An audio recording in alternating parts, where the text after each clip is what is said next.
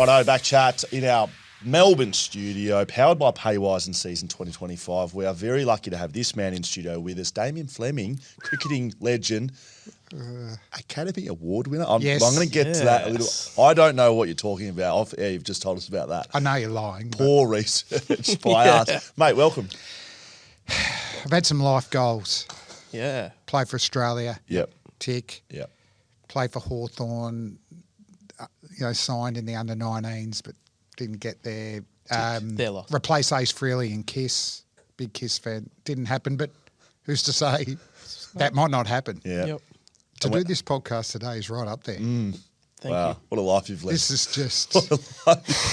This is Pete. Let's get through it Yep. as painlessly as possible. Great, for you or us? I don't know. Where are we going? Great to be on here, boys. Good to have you. So, first question, everyone who's sat in that chair, probably about 400 now. For most of you, you've got some listening to do. I know you haven't. I was test cap 361. So what number do I get a little baggy Might be blue close or something? to 361 when we should do that. We should do test numbers. Do you want to start again? That means you. You could be one. We're recording. Welcome to the podcast, Damien Fleming, our first guest. Number one. 361. Funny enough, that's my baggy green number. There you go. We want to know your greatest sporting achievement, not on the cricket pitch. Thanks to TABtouch. So we know. Look, we know World Cups, one day, Watching the highlights, representing the country, wickets, could bat, could hold one at least, swinging left, right, down the middle, all of that. But I want to know what you could do with that cricket ball in your hand. Wow, that's a one off the cuff. I go footy, kick 13-7 against South Melbourne 20 Districts. shots on goal. And now they've built the swim MSAC on it, but there's no little plaque. There's no 13 goals, No 7 there. Premiership, we won the under-15 grand final. Great. The highlight was, as I allude to, that moment, I did sign with the Hawthorn under-19s. Wow. And to walk in, the seniors were training, and I'm a big Hawthorn fan. First person I see is Chris Langford. Do you remember Langers, how big he was? And at Glenfrey, it's in a very old stadium. And had hair on like the back of his triceps, sort of that sort of operator? Yeah, but he was just like massive, like RoboCop. That's what he was like. Same as you. No, not quite. I was 63 kilos at this stage with a mullet down to there, right? Wow. So walk past him and then I walk in and Dermy, Platts and Dipper are there. And so, oh my God, like this. Get a tap on the shoulder. What'd you get up to on the weekend? Look up and it's Dipper. And he looks at me and goes, oh, sorry, wrong person. So he might have thought I was Darren Pritchard or someone because my mullet was massive. Yes. And then I remember one little thing. This is why I love the Hawks. We are the family club. Doing up my shoelace, my footy boots, and I broke the lace. And just a trainer happened to be walking past and said, "Oh, mate, we can't let you go out like that." And he relaced my boots. And I went, at most clubs, they wouldn't care about some long-haired guy in the under-19s and that there. Yeah. And then the only other thing I remember was Dipper's son was there, and he'd go, "Hi, Dermy, hi, Platts. Who are you? Who are you?" And you just want to go, "Shut up, kid. Can you just shut up? I just want to get in and get out as much as possible." What happened to your footy career? So that was Monday night. So I was about 17. Because back then, we got the mid-season draft, but back then you could sign up until June 30 anywhere, basically. And so I thought, this is it. How good's this? A couple of years in the 19s, and signed up that night. And then on the Wednesday night, I got put in the Victorian Cricket State Squad, right? So I'm doing year 12, not driving, so having to think there. So already I'm not the smartest guy going around, which you'll work out through this podcast. But already I realised I'm one of the best 400 17-year-old footballers in the state, and I'm the best 17-year-old cricketer. So I didn't stop, but it virtually was the end of my footy. And then played for Victoria as an 18-year-old. And then I still was young enough for the 19s. So the Hawks rang, played a practice match. And I just remember going, if I get off this ground alive, I am never playing football again. And the last drill, I remember talking to, been doing a few gigs with Dermy. And the worst drill ever, I don't know if you're so much younger than us. Glenfrey was boggy and I was a skinny, like taking hangers and, Yes. Jeansy's coach, Alan Jeans, and I just revered Jeansy. And he's yelling, get in there, 27. I'm thinking, Jeansy, no, get the ball to me. I'll do the rest, all right? So I don't reckon he was a big rap. But the last drill, we play this match and Russell Green's the coach. He kicks the ball out 40 metres. You and me have got to go one-on-one to get the ball. Yes. And if you get it too easy, he doesn't mark it. And This is like Oz kicks. So it's like 1v1. A 1v1. And that was like, I'm never playing football again. Oh, yeah. So that's it. Well, I didn't know you had such a footy background, effectively. Your daughter played for Hawthorn?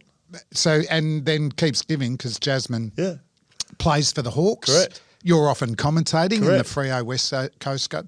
So for us, that was nervous. That probably is my most memorable non-cricket moment when Jazzy got drafted. Correct. Imagine how proud you would The be. Hawks had number 1.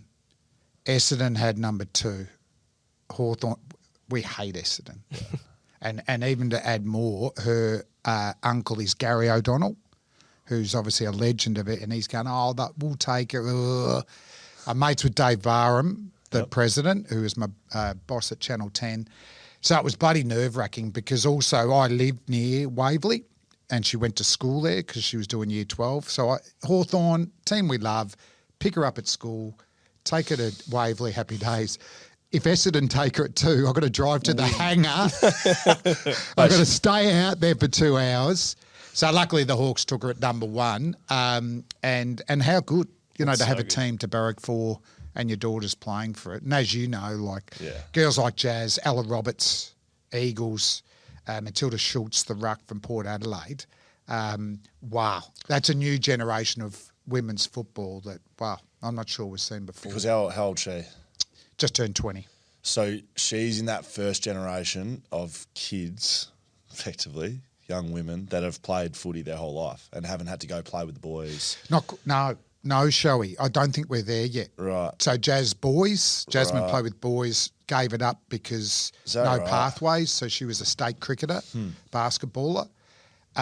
So I think we're still 2 years away from girls that started in girls Auskick and went all the way through. That is the moment when AFLW will just go, which it already is, to be honest. You commentate. I commentate all the time, mate. Yes. I know this is a bit of a you podcast, but I watch it and it's a game of footy and I love it. It's a different game of footy. It's not the men's game. It's not as high scoring. It's got different elements to it, but I think it's just as enjoyable if you actually flip the lens from, this isn't the men's game. No shit. No, and what'll happen too is, like we saw Matilda Schultz, the ruckman from Port, jumping on girls to mark, and she's got a big leap. I think we'll start to see netballers and basketballers playing those sports and doing Auskick footy and choosing footy. So the league will get taller. It's a short league. But in between that, I reckon pace and skills, we're already seeing the last couple of years that the scoring's gone up massively. So back on you, you're a little bit like me, but reverse. You're someone that I think most people think are Victorian. Yes. But you're actually a West Australian. Correct. I'm a sandgroper. People think I'm West Australian, but I'm a Victorian. So where were you born? Geelong. I grew up in Geelong. Wow. So you were born... So were you drafted from Geelong or... I was Geelong Falcons, Mick Turner Footy Factory. Yes. Rest in peace, Mick. That was me. I grew up playing footy in Geelong. So you grew up in Bentley. Yes. Right? And born in Bentley. My mum, and when I get the opportunity to do some speaking gigs over there in Perth, just good to be home in Perth. And my mum and dad had a fish and chip shop up the classy end of Gosnells. Which is where... There's no they classy... wouldn't be lying to me, would they? No classy. The classy end of Gosnells. We had a fish and chip shop there. That's unbelievable. So that works every time. Yeah. Mate, fish and chippery up in Gospels, that's unreal. But I was lucky. One of my first Shield games was in Perth, and Kenny Casalis, a famous old Western Australian journo, did his research and he did see that I was born in Bentley, and then, I took a few wickets. So Western Australian born fast bowler, took wickets. Are you strong on that? You're West Australian. So I had... You're a West Australian. Where's this going? This is global. I see myself as a people person. A very transient, People get sort caught of up on guy. it, don't they? But I do it on radio. Mate, all I the always time. got a great run in Perth. Yeah. Because it was always Western Australian born fast bowler. And I did mention that when I got man of the match against England, 9 for 96 at the Wacker. It was an emotional time to be back home, beating the Poms, getting man of the match. How'd you end up a Hawthorn fan if you're born in Perth or your parents from over east? Yeah, my parents just went over for a couple of years. Right. And they weren't strong AFL. You know, my dad was Bulldogs, mum Carlton, but my nanas were big. I didn't have any grandfathers. But my, one nana was Bulldogs and the other one's Carlton, so I had their jerseys. But I think it got down to my best mate at school, barracked for Hawthorn. I think he had older brothers that barracked for, and I looked up to them, and Hawthorn were going well. So that was probably 1975, 76. So I think it was peer group pressure. And thank God for that family. Yeah. We've won, 14 premierships since that. Yeah, that's That's sickening. good pick. We've got Essendon fans in the room. We've got Melbourne fans. We've got a West Coast fan. Yeah, I'm content. And also, you know what happened? Just being born in Perth, being a sand groper, we got some legends from Western Australia. So my favourite all-time player is Gary Buckenara. Yeah, that's the player I tried to play like. He dominated in state games for Western Australia. He was in the state squad in Western Australia as a cricketer. Yep. So him and then the great late Kenny Judge, was a really good cricketer as well and a great, he was a beautiful kick for goal, Ken Judge. So we keep getting these Western Australians as well at Hawthorn. So that there was always that sort of link. Don't forget where you came from. As someone from can. Perth, I feel like it's a bit shitting on us a bit. You can, actually. Come on, So man. are you Western Australian? Yeah. Okay. So you don't forget about us. No. We made who you are. Yeah, I mean, and if you're looking to open up a fish and chip shop, Yeah. Gosnells. You know where to up go. the classy end of Gosnells, I'll find the address for you. There you go. So down the Cricket Avenue, see you later footy. Sounds like you're two sort of outside, maybe sort of maybe bench sort of operator, wing, but further out, sort of towards the boundary sort of operator there. Very wide. You make the right call. You end up playing for your country, but as a junior and taking on those sort of roles in state teams and stuff, you remember the journey a bit? Do you remember what it was like as a certainly. young cricketer? I think with all of us, we just have a dream, don't we? If we're sporty, to represent our country in whatever sport you're interested in, and for footy codes. So, but I don't know what you felt. I didn't think I'd ever get there. But it was just a real and I had a great junior club, Springvale South, who were the Bloods, the Swans, end up playing for South Melbourne, the Bloods, the Swans. So I loved having that link, singing the same song. And things happened pretty quickly. I missed a whole year when I was 16 with a shoulder complaint. I was in the Victorian under-17 squad. But back then, you didn't have any medical staff or whatever. So really it was just resting. And then eventually I started bowling. Yeah. You'll be right. You'll be right. And then, oh, God, it's like an electric shock every time I bowl. And obviously that came back to bite me later on in my career. I've got very lax joints. I fall out of the sockets. So when you're a bowler, that's not a great thing Every single to time. have going for you. So, so I'm very lax in my joints. So even though my left hasn't been done, if I'm doing weights and all that, you can feel it just sliding out a little bit. But things happened really quickly. I didn't know where I was going to get to district cricket, South Melbourne and all that sort of stuff at 16. And by 18, I'm playing for Victoria. Straight out of school. Didn't know what I was going to do. Past year 12, but no idea. And then 2 weeks later, I get picked for Victoria. And back then, you had roommates. The modern day cricketer doesn't know about that, but you had to, room with a guy for 5 days, often for a couple of trips, and they'd swap it around. But I don't know what I did wrong. My first roommate was Merv Hughes. And we roomed together for 6 years. 6 years with Merv. They swapped us once. I roomed with Simon O'Donnell, the captain, that we lost, so we went back together there. So, seeing Merv for the first time naked, nothing. There's no manscaping back then, boys. Okay. Does that sit right up there with, you talk about playing for Hawthorn, talk about playing for your country, World Cups, being on this podcast, seeing Merv naked? Is that right up the top of life achievements? That's my top 5. And I'll give you the order at the end of the potty. So even that was just wow, because this was the tour, the year that he finally made as a Test cricketer. Right. You know, he'd played for a few years, dropped. And then at the Wacker in Western Australia, he took 13 wickets, including getting a hat-trick. And he took a hat-trick over 3 overs over 2 innings. 3 overs over 2 innings. So how does that work? So he got Last- Curtly Ambrose on the last ball of 1 over, Yes. gets Courtney Walsh the first ball of the next over, end All of the out. innings. Then he gets Gordon Greenwich first ball of the thing. Wow. And did you boy? That shouldn't bloody count for a hat trick. It should be it should have to be in the same innings. You mate. get to rest in between. I Doesn't mean, count. can we just jump on hat tricks? Like researching for this pod, I had no idea, and probably should have just rung you because I'm sure you would have told us straight up. I don't know what you're talking about. On debut, you've taken for Australia. You've taken Test debut. You've taken a hat trick. Yes. So you speak about growing up as a young kid in Victoria and under 19s Hawthorn. You're dreaming, oh, it'd be amazing to play for my country. Not going to happen. You get your baggy green. Not going to happen. Take a hat trick on debut, Yes. mate. Same over. No, It to better be be after fair, what you just said. over 2 overs. Yeah, then, mate. But just to finish that Merv one, I caught up with, I commentated Lords, the World Test final. Aussies were disappointing. But I caught up with the MCC rules person. I can't remember his name. Because I want to ban the leg bye. Right. What do you get runs for a leg ball? You missed the ball. Yes. It should be just a dead ball. Bad luck. And my second one is I did mention that hat trick of Merv's. And And what was the feedback? he said, we're going to look into it. Yes. Then my last night in London was with Big Merv, and we're having a few beers. I go, mate, wheels are in motion. Go, piss off. Piss off. I've escalated this. I'll take the MCC. So watch this space.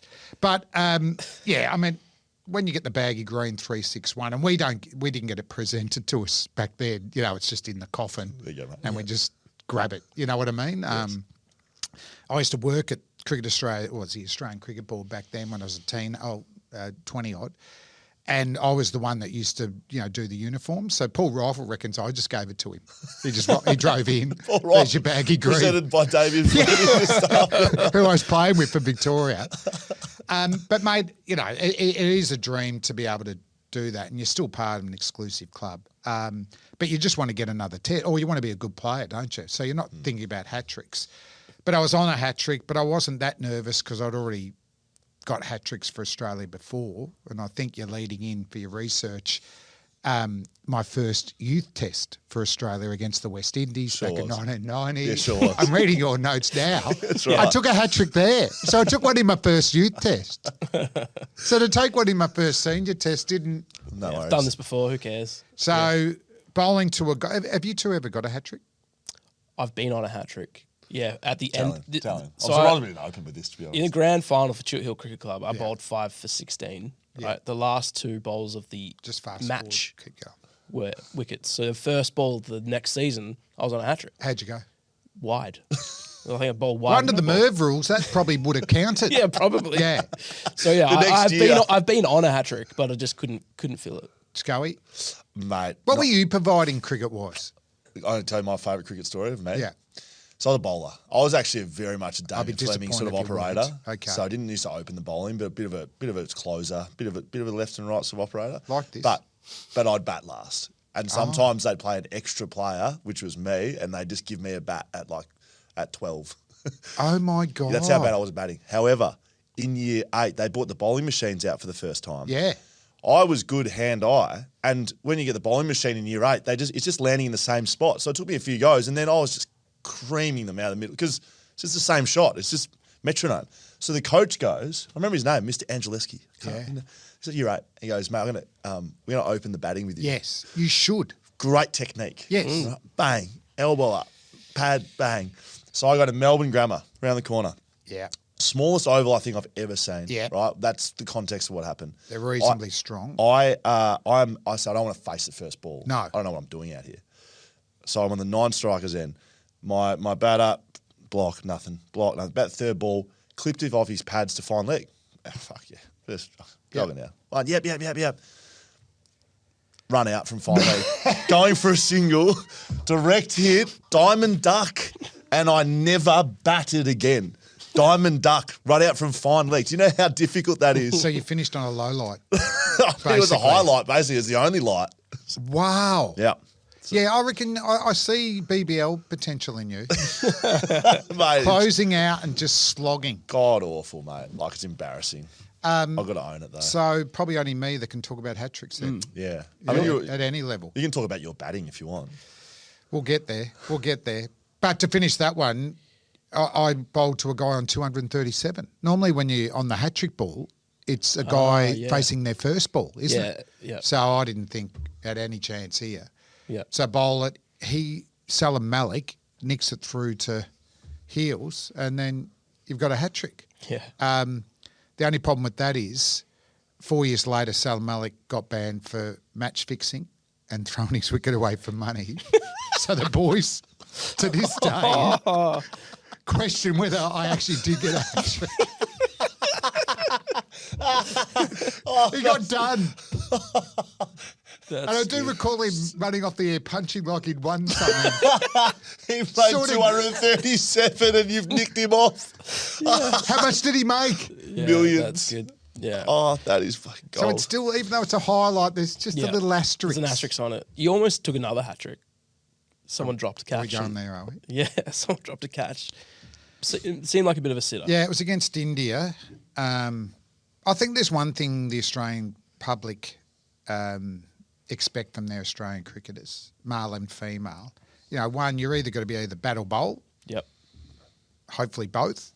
But the one thing is you expect everyone to be able to field, and more importantly, expect them to be able to catch the cricket ball. Yep. What Shane Warne did that afternoon. You know, it was a pretty tough catch, wasn't it? Like slip fieldsmen don't. Oh, they hate catches that are there. Yeah. 5 years before that, he got a hat trick at the MCG.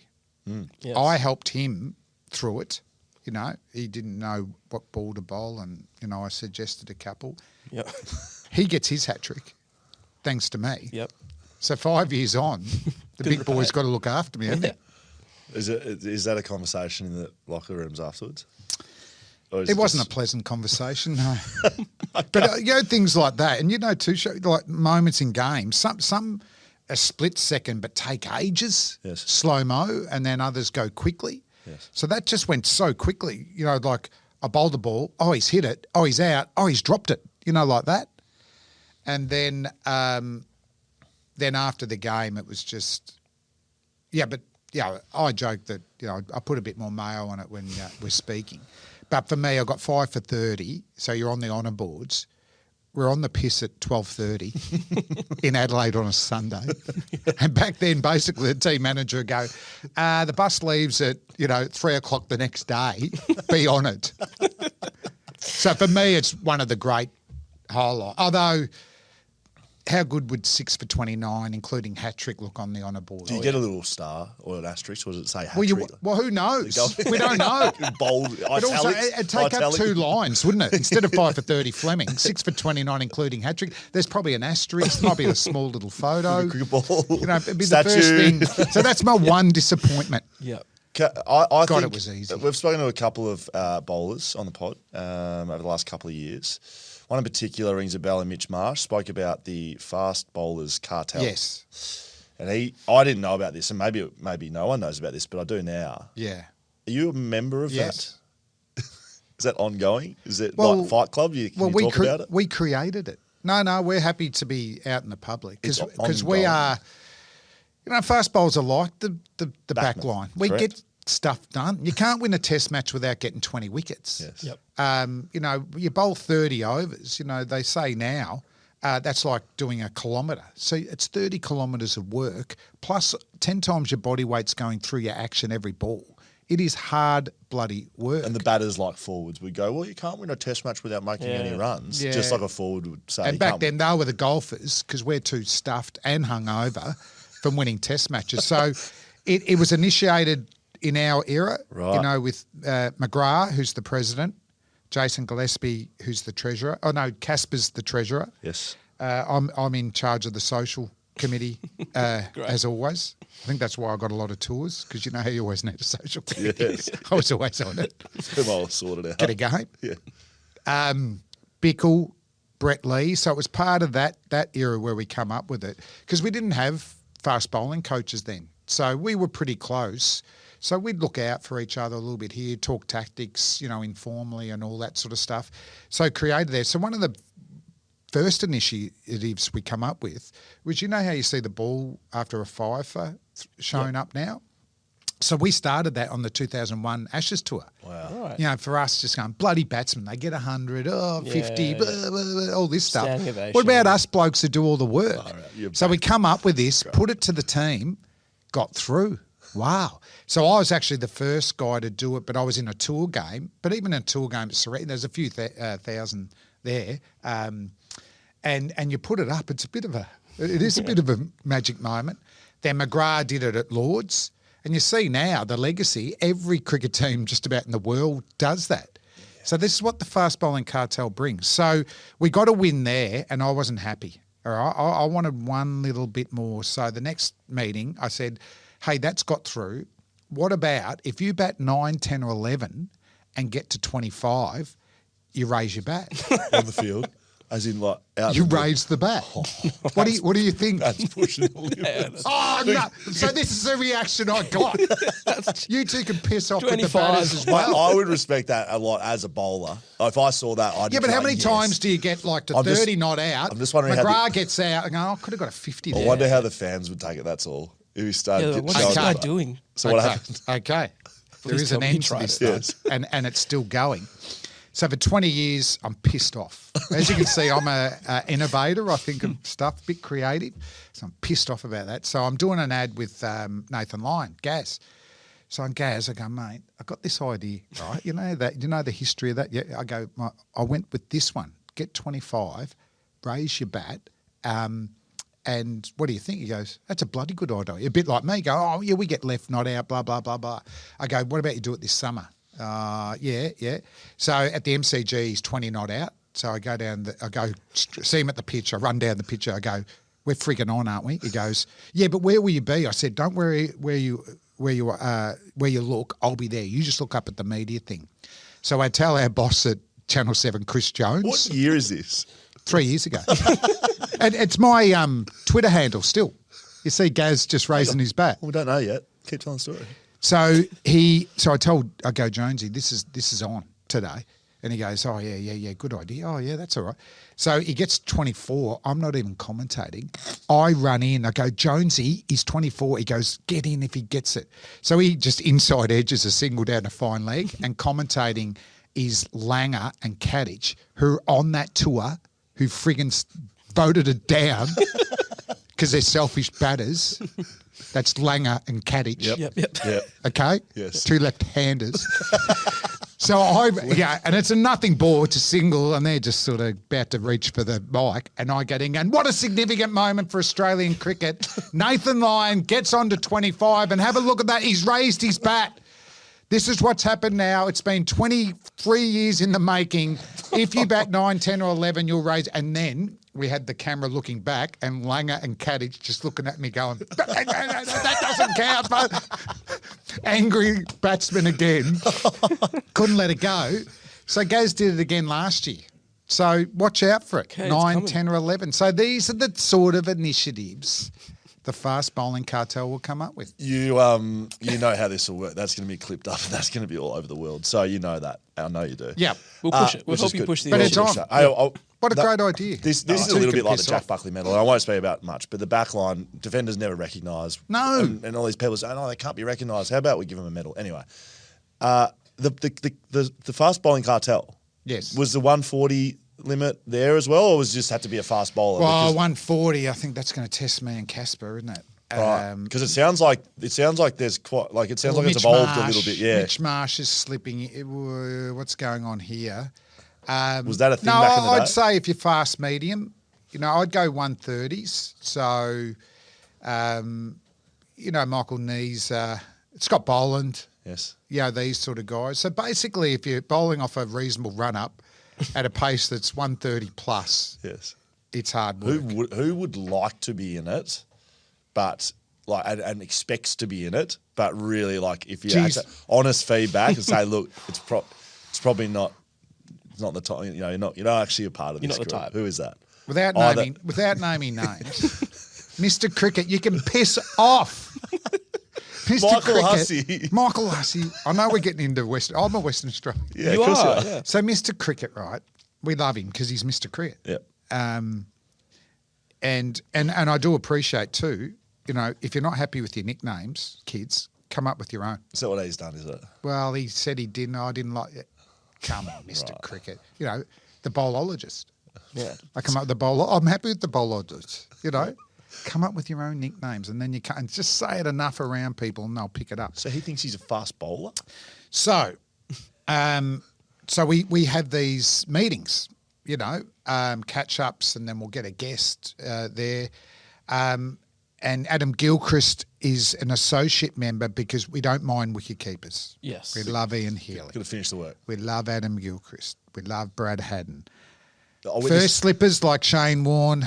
No. This is You like drop catches. This is like flat side wingers in footy. Like you want Is to come it? back and help the boys in the back line, we love you. Yeah, anyone does that. Yeah. Anyone that doesn't chase their opponent and, Yeah. and runs forward, No, nick off. So Gil's there. So and then one night, Mr. Cricket's there. And funny enough, the Poms are there, Anderson, Broad and all that sort of stuff. So we've had a big night. And I said, Mr. Cricket, the only way you can stay in this fast bowling cartel is you have to keep the minutes. All right? You need to keep the minutes of tonight. That's your role. You're the secretary. That's the only way. So we have a monster night. Jason Gillespie's got this great story about Warnie.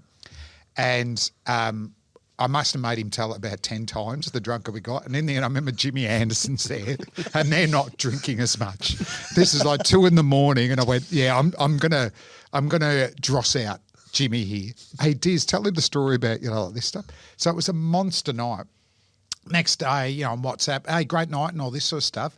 Then we get a WhatsApp from Mr. Cricket. Yeah, there's a four-page minute. A dossier. He took the minutes. So good.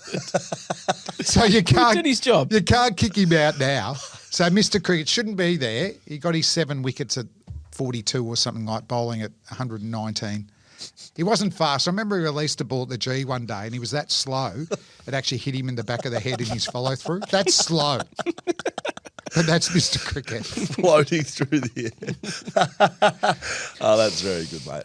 Can we talk about the World Cups? But we are close, aren't we? Like, you know, with the defenders and even to this day, The attitude. you know, we've got our WhatsApp. When we catch up, we tends to be with the quicks. There's the team. Don't mind the spinners as well. There's the team which we love. Yeah. We love them.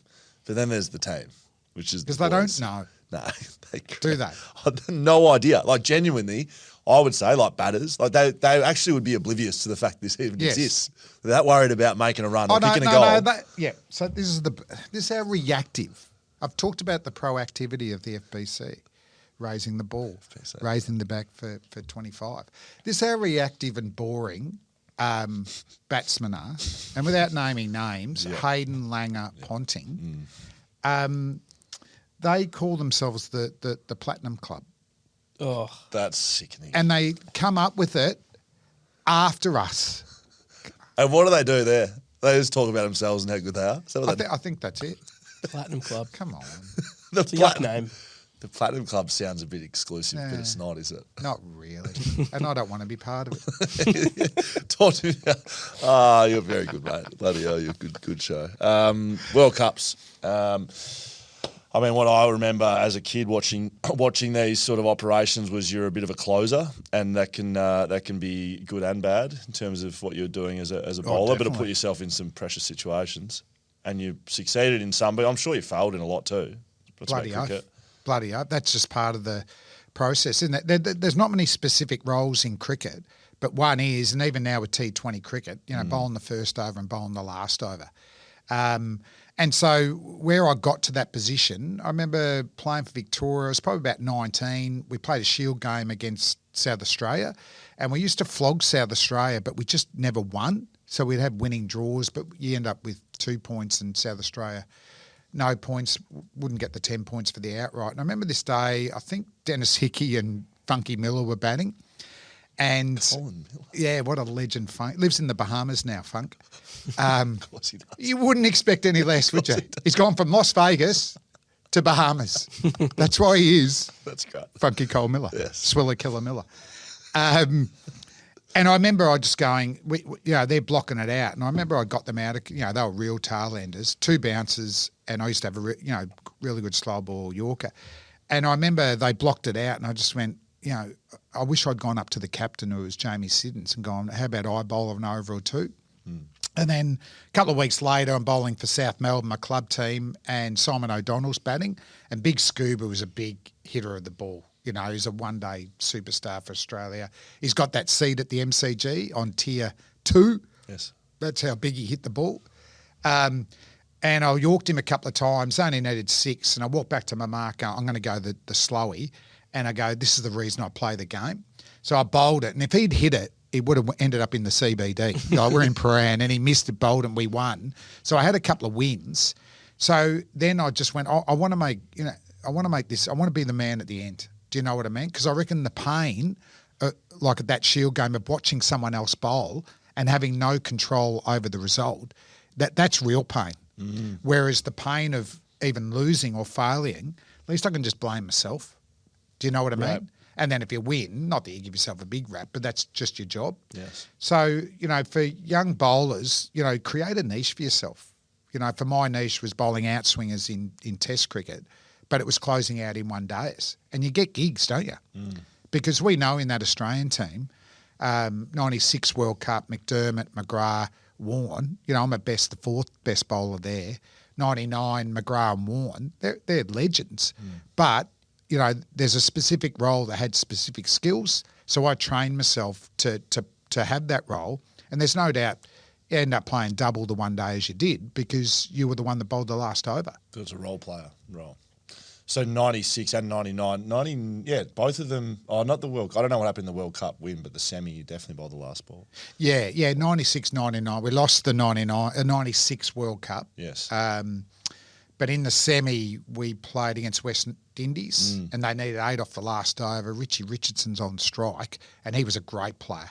First ball, I thought it was almost a Yorker. He smashes it through square leg for 4.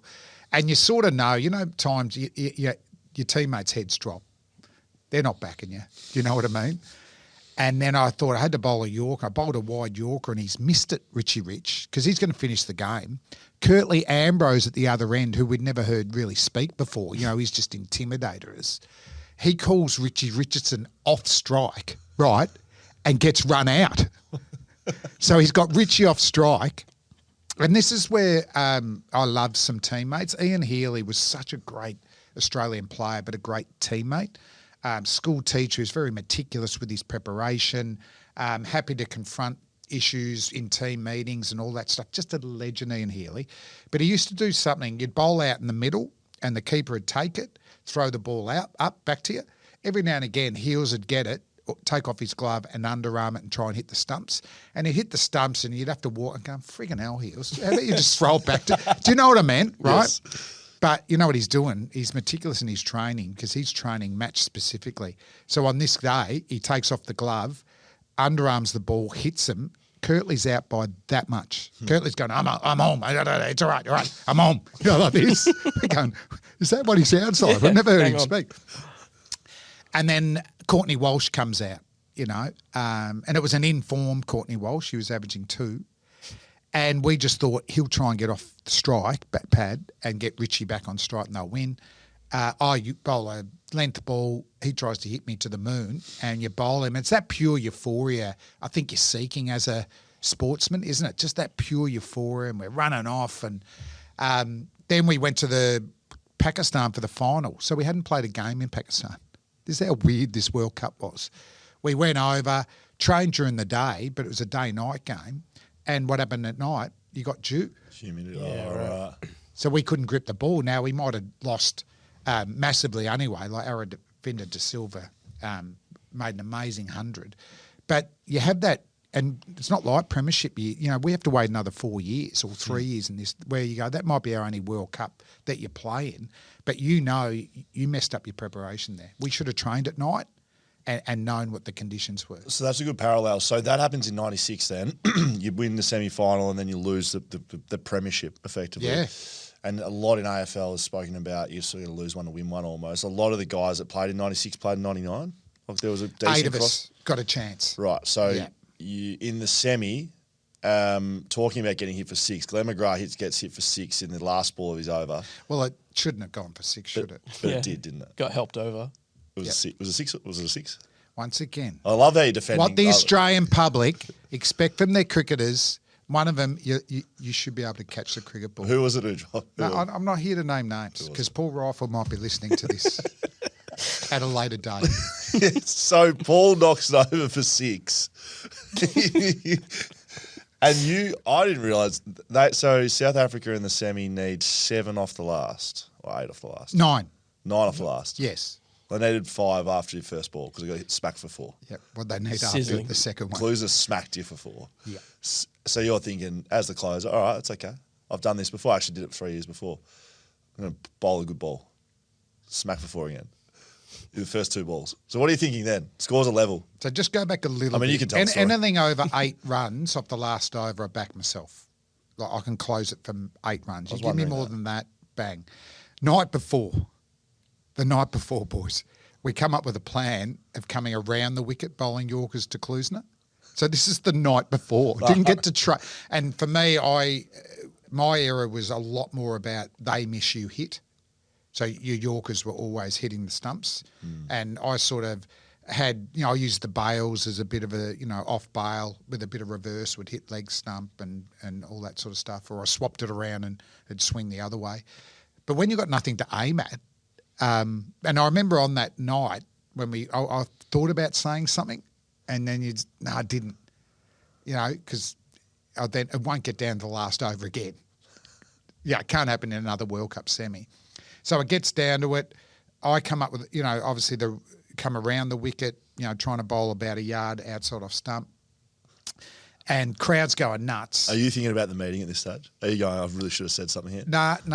I'm still, it's over 8. So it's okay. It's okay. And what we didn't realise later, Klusner said, he used to get the ball machine, different length than what you used to face. He'd go 100 miles an hour Yorkers and be practising hitting them because when he's at the death, he's getting a lot of those. So we don't know that. So the first ball isn't a bad ball. Like it's virtually a Yorker. So how he's hit that 500 miles an hour into the cover fence, mate, he smoked it, right? Yes, he did. And all the boys, before that ball, come on, Flemmo, like this. And already, once again, from the previous World Cup semi-final, heads are dropping. I don't know if they believe. Talk to Steve Waugh. We write about the plan. Yeah. Release the next one, and it's a bit of a half volley. So the Klusinator, as I call him now, he's hit that probably 1,000 miles an hour. And it's funny, at the time, people go, oh, do you worry about, you're going to lose, what people are going to say? They only need 1 run. You're scared about bowling no ball or wide. And it's funny, like sometimes when pressure really hits, your thinking becomes really clear. And I just remember thinking, I have to bowl him out now. I just got to bowl him out. And I said to Steve Waugh, and this is what won us the World Cup, said to Tugger, mate, I need to come over the wicket. I'm not comfortable around, which I should have said the night before. And this is where Steve Waugh wins. So we don't know. The backstory of Steve Waugh is he's been told by the selectors, if we don't win this World Cup, you're not going to be captain and you're probably not going to get a game. So we don't know this. Right. So this is a big decision from Steve Waugh to back me. And that was the beauty of Steve Waugh's. And generally that was the Australian team. The leaders backed players who backed themselves. But if you didn't back yourself, they took control. And I often wonder with South Africa, who was so rigid in structure in their plans, if that was Alan Donald or Pollock and went to Cronje, their captain, I want to come over, whether they would have had that flexibility. We'll never know. But we win because he backs me. And I felt so much comfortable coming over the wicket. And then for the third ball, it's a bit of a length ball, so it wasn't perfect. But there's another story. There's a miscommunication with the running. Yeah. Darren Lehman from a metre away. Is that who it was? It was Buffer. Buffer. Yeah. Was it? You probably didn't recognise him. I didn't. Because he had hair. And and he misses. Like, he hits the stumps, we're through. Yes. So there is a bit of a shit, hope that's not our last chance. Yeah. But it's funny, with the near run out, Klusner and Donald don't communicate. They're not talking. One of the boys reckons Klusner went to square leg umpire, how many to win? And the square leg umpire goes, same as it was before the previous ball, you know. So as you know, pressure changes everything, okay? So if I was batting with a War Twin or Bevo, with a couple of balls to go, you'd actually go, just try and hit through the field in the next ball. Off the last ball, we just run. You know what I mean? And in hindsight, they probably would have gone home. The scores are level. So the scores are level, but you need a plan. And it's funny how pressure, and probably at the start of the over, Klusner would have been confident, but still nothing to lose, is there? You still got to play well to get 9. But then when you tie it with 4 balls to go, pressure can reverse a bit. Yeah. And as I said, I was quite clear that I just wanted to come up. I wanted to knock him over. So for the 4th ball, it was a good Yorker. He jogs down it, and I swear he didn't call. He didn't call Klusner. He just put his head down, ran. And obviously the ball's near my hand, so Klusner stays in his crease because he doesn't want me to grab it and run him out. Ball goes to Mark Waugh. He said he was throwing it to me. We know he was going for the stumps and he missed. Good on you, June. I get it. And just another little element, instead of throwing it to him, to Gilly, I underarm the ball to poor Gill. And it's not a quick underarm. Like, it's just rolling, right? A centimetre an hour. I think I grew a moustache, but how long it took don't get in there. And then it finally gets to Gill. And once again, it's that euphoria. You know, we're through because we beat them the game before. There's no security at this World Cup, so there's like 40,000 people running on, you know, and they want memorabilia, so we're grabbing stumps and getting off and all that sort of stuff. And then it's interesting, people ask why I underarm the ball. So you don't practice that, do you? No. Going, if it gets down and there's a near run out. But instinctively, it was the right decision, wasn't it? You know, because I could have overarmed it over Gilly's head, could have half volleyed him.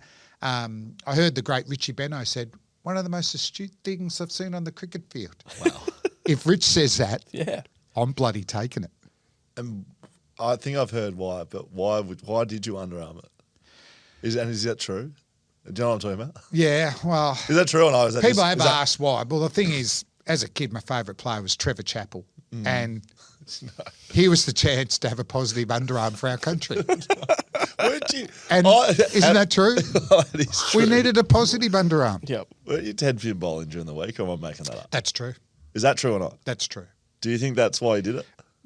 Maybe. Yeah. So we had the I don't know, we had little groups in the Australian team. It's only reflecting back on and speaking more corporately at leadership things.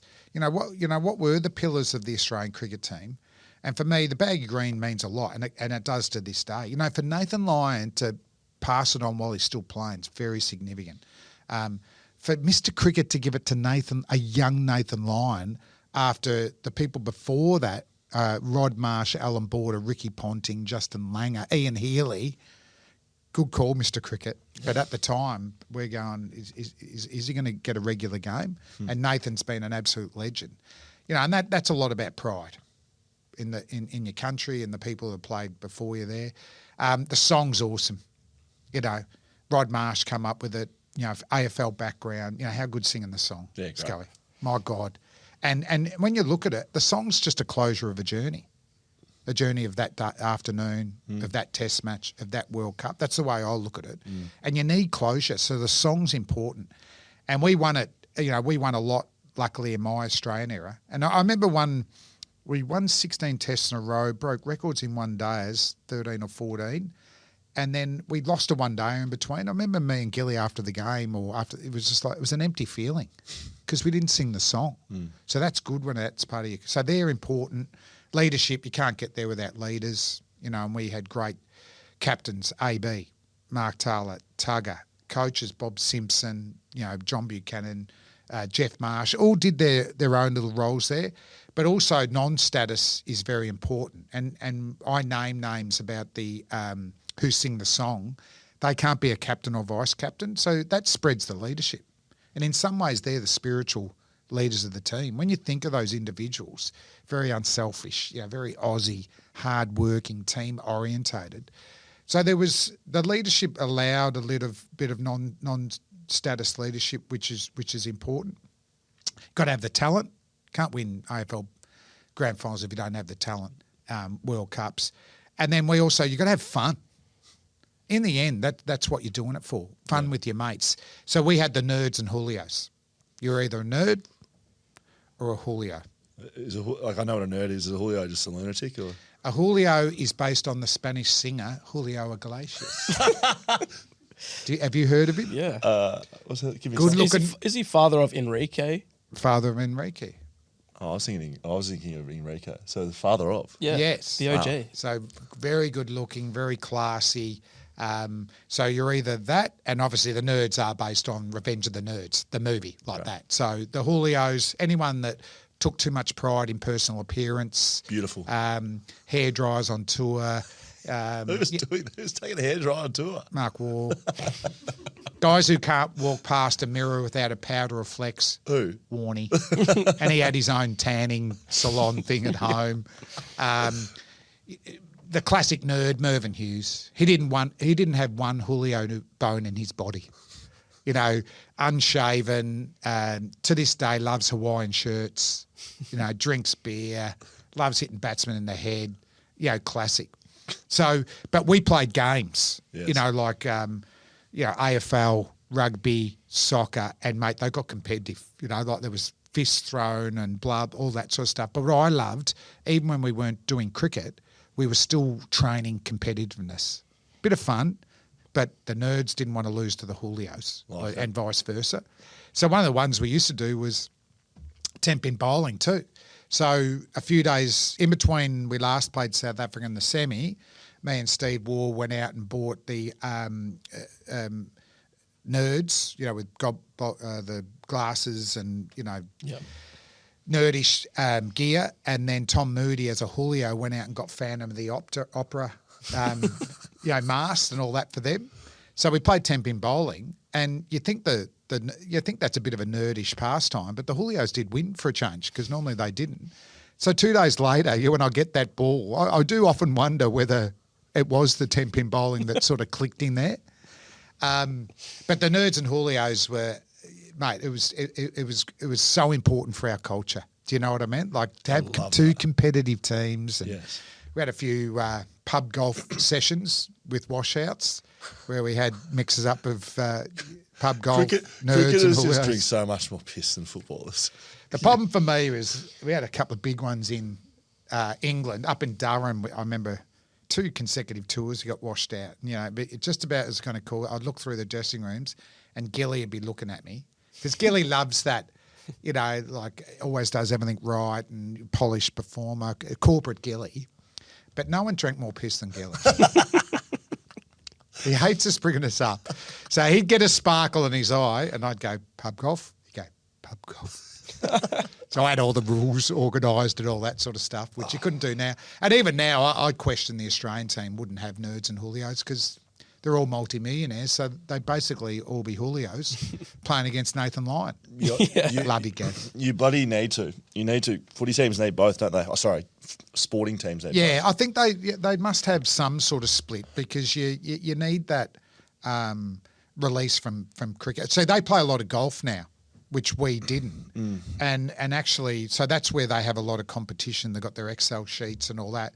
But it's funny, like the strength and conditioning, like the fast bowlers doing it, particularly if they haven't played Test cricket for a while, because nothing mimics 5 hours in the field like playing golf. Oh, you're serious? Yeah, So right. that's actually, that makes sense to me. I'm sure they roll that out to their respective partners as well. Yeah, It's like, sorry. I've got to go and It's play work. another full. I'll come back on golf. The other, not trouble, the great thing about cricketers, you can tell buddy stories. And I reckon we could do a 7-hour podcast. I need to ask a couple of things. Number one, can we go on this Academy Award? I know this is completely off kilter. What's going on here? Is this an offer? Have you heard anything? Well, we were talking about voiceover artists, and you came steaming in here like you were coming off the long run at bloody Edgbaston. Yeah. Right? As you shined up pill, and you're like, yes, you understand that I'm an Academy Award winning voiceologist. Yes. What are you talking about? Well, I just thought it was an offer. Of what? Well, I thought there was some more voiceover work. Yeah. I mean, when you've won an Academy Award in your first movie, it's hard to go down, to the Australian sort of cinema But thing. have you won an award with an Academy? Well, have you Award? heard of a little movie called Slumdog Millionaire? Sure. Yeah. Yeah, well, What's that got to do with you? I'm so I was in confused. it. Were you actually Yes. doing So what? I've won an Academy Award. What were you doing? Were you acting in it? Well, what do you think they do in movies? Jeez. It wasn't AI back then, Scully. What? I don't understand. I do recall the movie. Can you look it up? Can you see if he's Yeah, I'm is looking he it in the up now. credits? Okay, Were you a background I actor? might not have known I was in it. Was it you on the? You were getting shown on the TV somewhere. Is it when they were all watching the TVs and you're on it? I was working on ABC Radio, which had a really big audience, and then started to get some texts or whatever they used to teletext back then. Flem, really enjoyed your role in Slumdog Millionaire. What are you talking about here? And as long as the summer went on, mate, you were, unreal. No, it's fair income. You're in all different ones. Gone, wow. So I had to wait till the summer. It was still on because it was so successful. Whether it's because I was in it or not, I'm not here to evaluate that. And then myself and my wife went to watch it. So there's an emotional scene where the main guy, there's a bit of domestic violence. Right. He just wants to watch the cricket. So everyone in the audience, it's pretty packed and it's really quiet. So he turns the cricket on. Sachin Tendulkar gets 100. There's a ball-by-ball guy that I don't recognise. They've got an actor in to do the ball-by-ball. Then special comments come in and it's me. What 100 there from Sachin Tendulkar off 125 balls like this. As soon as I start talking in there, me and my wife start pissing ourselves.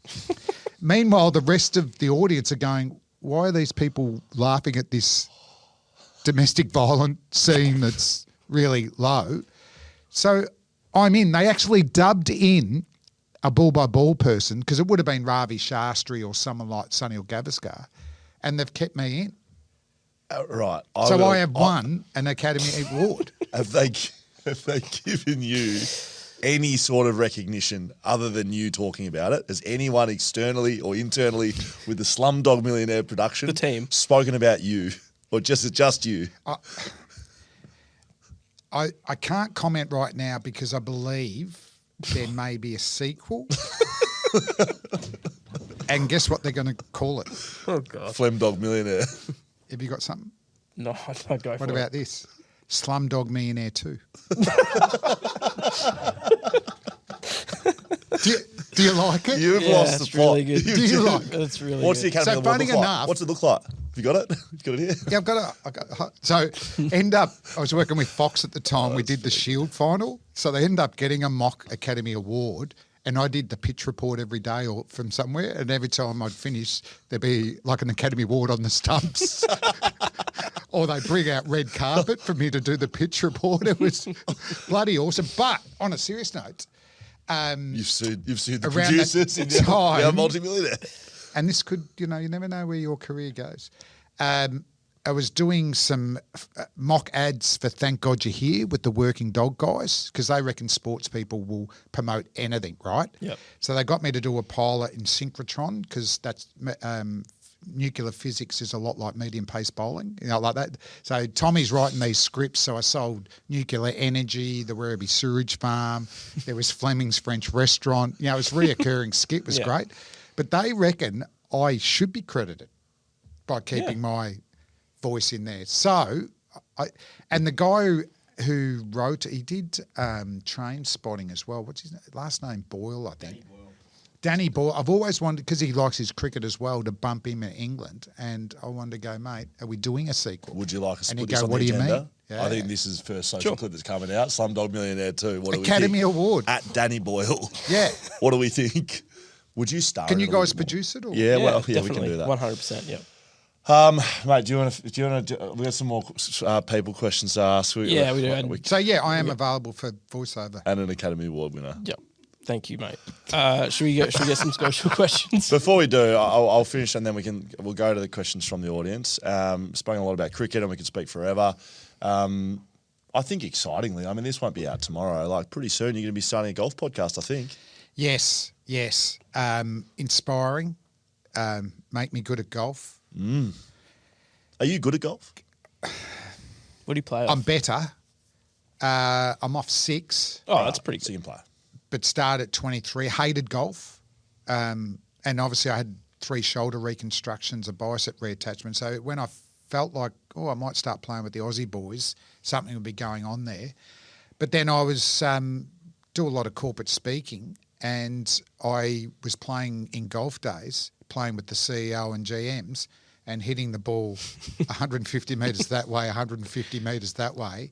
I got the impression after 5 hours that I don't reckon the CEOs were that keen to hear any funny stories. They're sick of finding my ball. So it was embarrassing. Yes. Yeah, right. And then I remember Alan Border at the time going, mate, it's a disgrace you making thousands of dollars public speaking in golf when these young pros off +5 can't make a cent. And then you get the bug. So I've got the bug, but we're with Pete Hellier Yep. and Anthony Lehman-Lemo. Pete, at this stage, doesn't have a handicap. No. So we want to go through the process of how you get handicaps and go on his journey. And then Lemo's off about 24, 25. So we reckon we'll be able to cater to the beginners. Yep. And then down my end, like, how do I got down to 3.8. Right. How do I get past that? A lot of pros are using 7 woods instead of 4 irons. And so we want to explore also at the other end, how you can get down even further into the single figures and just have fun. Yeah. Do you know what I mean? That, they're both two funny men. Yep. And people, there's so much content with golf. Yeah. But we want to get better. We'll have a guest each week. So it's going to be a lot of fun. Are you making Pete good at golf? Is that like your role in this, or is No.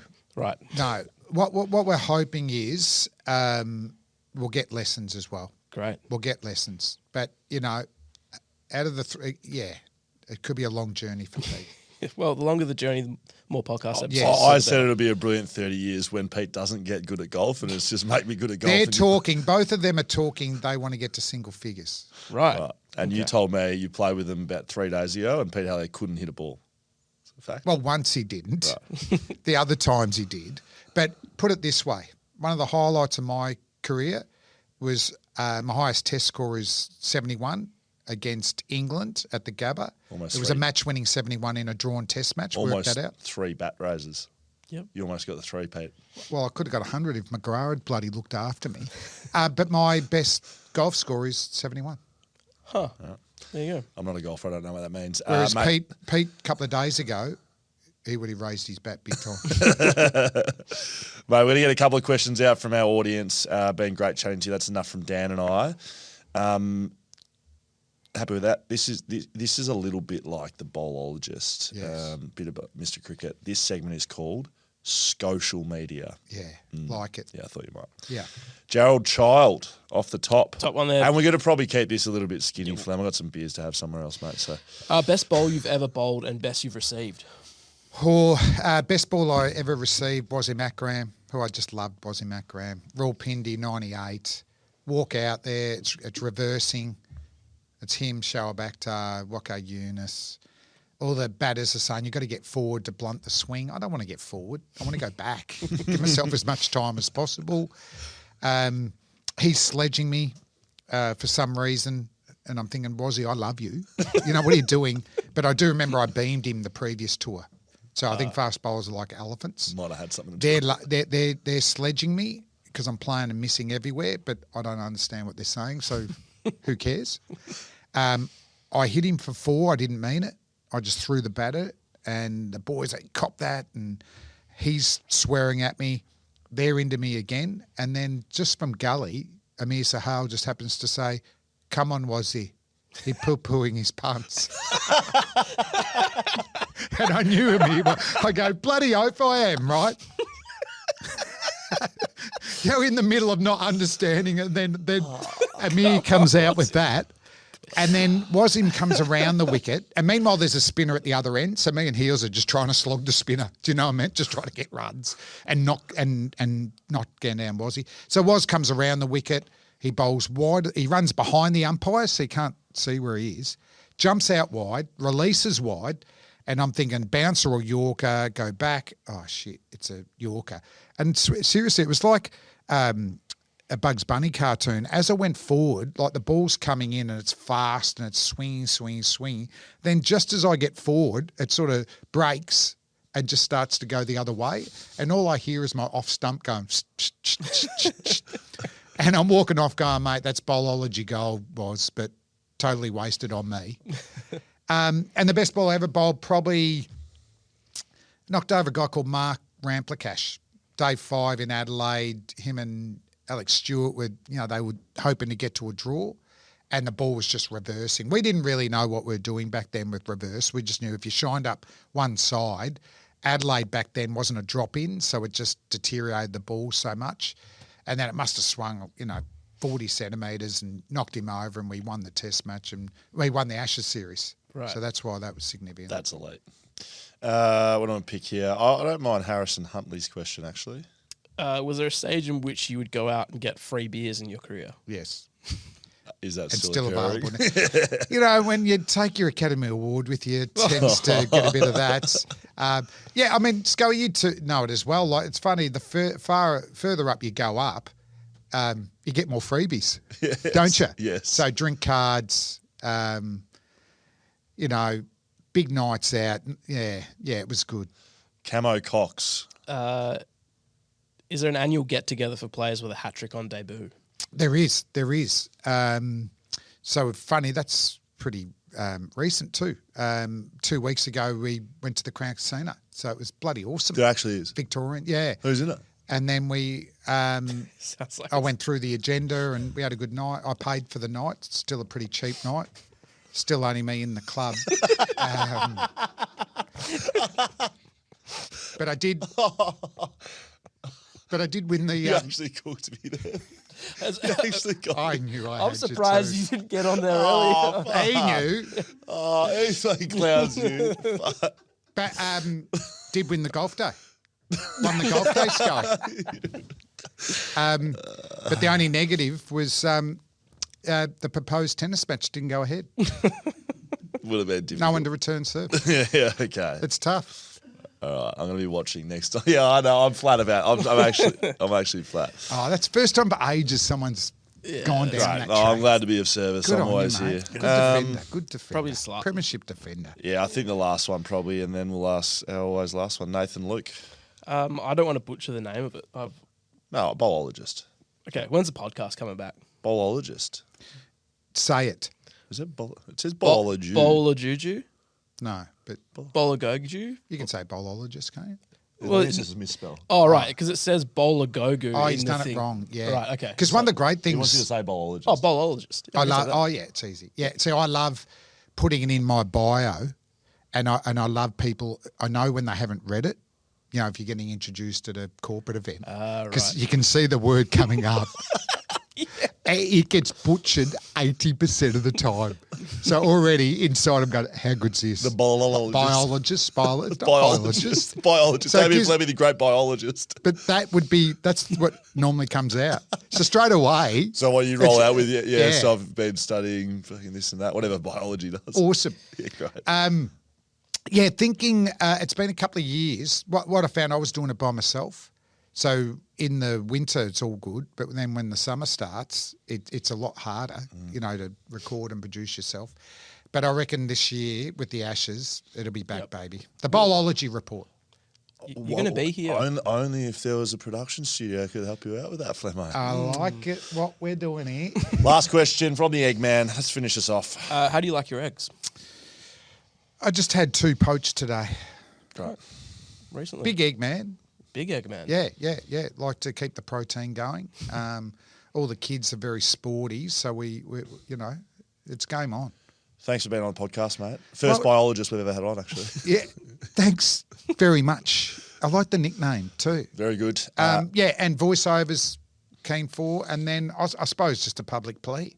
If any of your listeners do debut for Australia this summer, get a hat-trick in your first test and we'll get that tennis match going. We didn't tell you, but there's actually 2 people who've played for Australia on this podcast, and I'm not one of them. Who? In what way? Not cricket. He's not cricket. Not cricket. Another sport. Tell him before we leave. What? Fistball. Thanks very much to Paywise for season 2025. Bringing us get the a hat trick in podcast. ID Athletic. You can do a few things in fistball. Whippersnapper Whisky, Mamba Digital, TABtouch. I knew that umbrella. Shoulder Brewing Co, Leadable Precinct, Camera Electronic, On-One Services, bringing you everything on BackChat, backchatstudios.com.au. Go and study fistball. I'd love to see you in the Australian team. Remember to raise your bat for 25 2 kids. Well done, mate.